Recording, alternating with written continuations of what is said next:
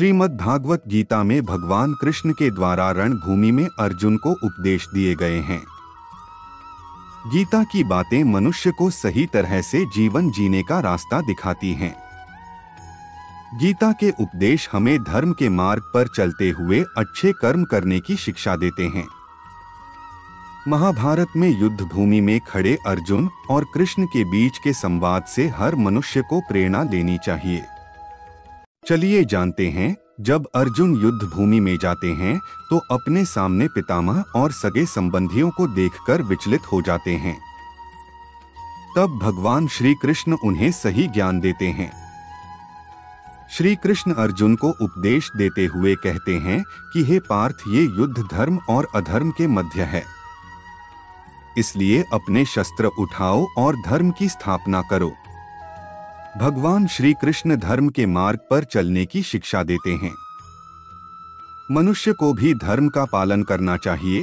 गीता में कहा गया है कि क्रोध से भ्रम उत्पन्न होता है, जिससे बुद्धि व्यग्र हो जाती है।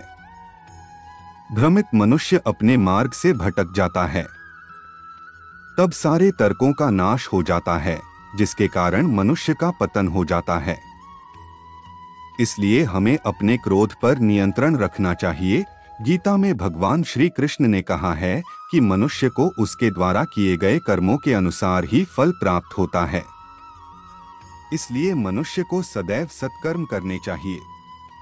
गीता में कही गई इन बातों को प्रत्येक व्यक्ति को अपने जीवन में मानना चाहिए। भगवान श्री कृष्ण कहते हैं कि आत्म मंथन करके स्वयं को पहचानो, क्योंकि जब स्वयं को पहचानोगे तभी क्षमता का आकलन कर पाओगे।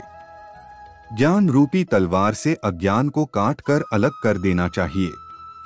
जब व्यक्ति अपनी क्षमता का आकलन कर लेता है तभी उसका उद्धार हो पाता है।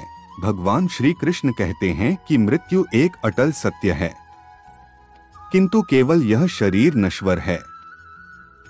आत्मा अजर अमर है। आत्मा को कोई काट नहीं सकता, अग्नि जला नहीं सकती और पानी गीला नहीं कर सकता। जिस प्रकार से एक वस्त्र बदलकर दूसरे वस्त्र धारण किए जाते हैं, उसी प्रकार आत्मा एक शरीर का त्याग करके दूसरे जीव में प्रवेश करती है।